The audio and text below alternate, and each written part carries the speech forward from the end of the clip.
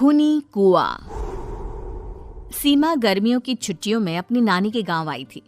सीमा नानी के घर पहुंचने के बाद अपनी नानी के पैर छूती है और उनसे आशीर्वाद लेती है। तभी उसकी नानी उससे कहती है, इतनी बड़ी हो गई मेरी सीमा, चल जल्दी से हाथ मुंह धो ले, मैं तेरे लिए खाना लगा देती हूँ। भूख लगी होगी ना? हाँ नानी, भूख तो लग रही है मुझे, आपके हाथ के बने हुए पीले दाल और चावल खाने की। कितना टाइम हो गया है मुझे आपके हाथ का बना हुआ दाल चावल खाए हुए। तू तो नौकरी में व्यस्त थी, तो तुझे कहाँ से टाइम मिलेगा अपनी नानी के लिए?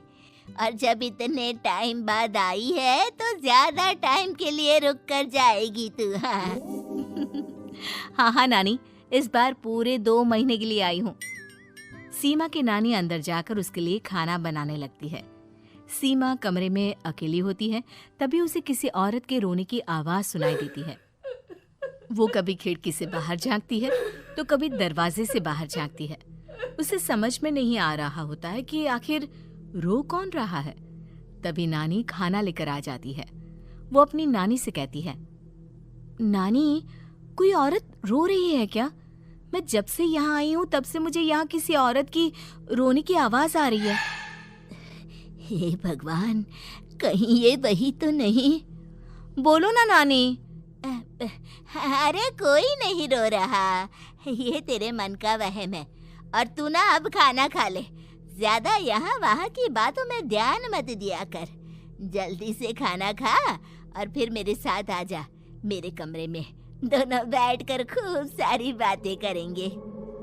ऐसे ही अगले दिन सीमा अपनी नानी के साथ गांव के बाजार जा रही होती है। उसी रास्ते में फिर से किसी औरत के रोने की आवाज आती है। वो अपनी नानी से कहती है, अरे नानी, क्या सच में तुम्हें अभी भी किसी औरत की रोने की आवाज नहीं सुनाई दे रही? मुझे किसी औरत की बहुत बुरी तरीके से रोने और चीखने की आवाजें आ रही है। मैं बहुत परेशान हूँ नानी, आखिर ये कौन है? मुझे लगता है कि सीमा को शहर भेज देना चाहिए, यहाँ रहना उसके लिए ठीक नहीं। नानी बोलो ना, आप चुप क्यों हो जाते हो? सीमा, तू घर चल, मुझे तुझसे बहुत जरूरी बात करनी है। नानी सीमा को घर ले आती है और सीमा से कहती है, सीमा, कल सुबह तू शहर वापस चली जाएगी। अरे अचानक? आखिर क्या बात है नानी, आप मुझे ऐसे जाने को क्यों कह रही हो? मैं बस जो कह रही हूँ उस पर ध्यान दे। तू कल सुबह यहाँ से चली जाएगी, और ये बात मैं कोई मजाक में नहीं बोल रही। तू कल जाएगी तो मतलब जाएगी। अरे नानी, चली जाऊंगी मैं, ठीक है, पर आखिर बात क्या है ये तो बता दो। मम्मी से कोई बात हुई है या फिर मुझसे कोई गलती हुई है जो तुम मुझे अचानक से जाने के लिए बोल रही हो? देख सीमा, रात बहुत हो चुकी है और मुझे इस बारे में कोई बात नहीं करनी। चल, अब चल के मेरे साथ सो जा। सुबह की बस पकड़कर तुझे शहर भी तो जाना है। सीमा को अपनी नानी का ऐसा व्यवहार देखकर बहुत ही अजीब लगता है। उसे कुछ समझ में नहीं आ रहा होता है कि आखिर उसकी नानी उसे अचानक से गांव छोड़कर जाने के लिए क्यों कह रही है। ये सारी बातें सोचते सोचते सीमा की आंख लग जाती है और वो अपनी नानी के साथ सो जाती है। ऐसे ही आधी रात को सीमा को फिर से किसी औरत की रोने की आवाज सुनाई देती है। वो उस औरत की आवाज सुनकर बार बार करवटें बदल रही होती है और तभी उसे सपने में भी एक अजीब सी औरत की परछाई दिखाई देती है, जो इतना चीख चीख कर रो रही होती है कि सीमा डरकर उठ जाती है। वो पूरे पसीने पसीने हो रही होती है। वो अपने आसपास देखती है तो घर में बिल्कुल शांति का माहौल होता है। सीमा घबरा जाती है। वो अपनी नानी को जगाने की कोशिश करती है, मगर उसकी नानी नहीं जगती। सीमा को फिर से उस औरत की रोने की आवाज सुनाई देती है। आखिरकार सीमा अपने आप को रोक नहीं पाती और वो घर का दरवाजा खोलकर बाहर निकलती है। आखिर ये माजरा क्या है? आज तो मैं पता करके रहूंगी। अब आवाज का पीछा करते हुए सीमा आधी रात को गांव के चौपाल के पास बने कुएं के पास पहुंच जाती है, जहां कुएं की चारों ओर बेड़ियां लगी होती हैं। उन बेड़ियों में लगे हुए ताले के साथ एक लाल रंग का कपड़ा और माता रानी का कलावा बंधा होता है। उस कुएं में से सीमा को किसी के रोने की आवाज आती है। सीमा परेशान हो जाती है। इस कुएं में कौन है? कौन है यहाँ? सुनो, कौन है?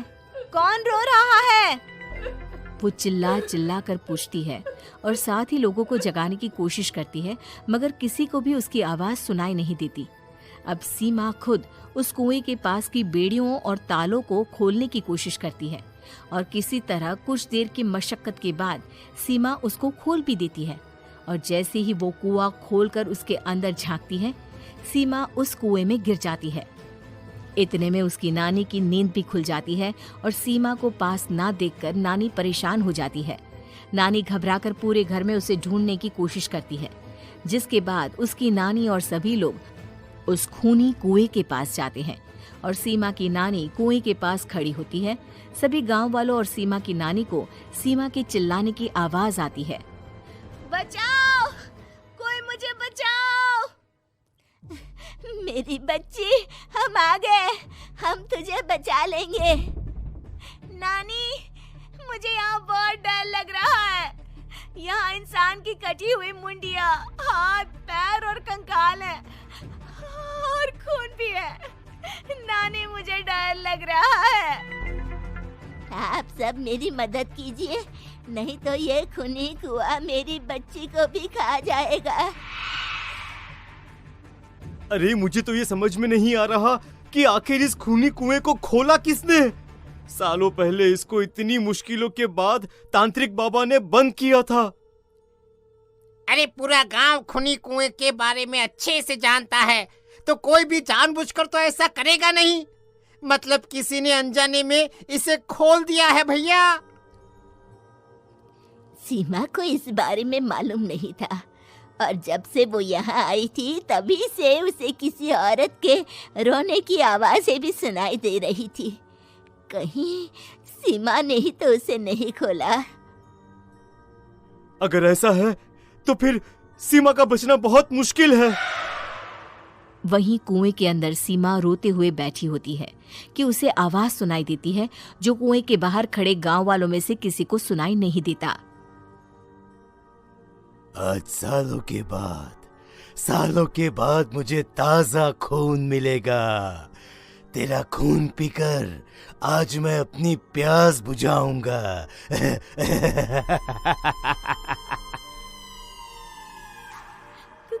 कौन है? मत मारो प्लीज, मुझे जाने दो प्लीज। मैंने किसी का क्या बिगाड़ा है? वो तुझे मरने के बाद पता चल ही जाएगा। जितने में गांव वाले और सीमा की नानी कुछ सोच पाते, उतने में उन्हें सीमा के चिल्लाने की आवाज आती है और अगले ही पल सब शांत हो जाता है। क्या हुआ? सीमा, मेरी बेटी। माफ करना बहन, लेकिन अब सीमा वापस नहीं आएगी। हमें एक बार फिर से कुएं को बंद करना होगा। गांव वाले तभी तांत्रिक को बुलाकर लाते हैं। एक बार फिर अपनी शक्ति से तांत्रिक बाबा उस कुएं को हमेशा हमेशा के लिए बंद कर देते हैं और वहां एक बोर्ड लगा दिया जाता है कि यहाँ आना मना है।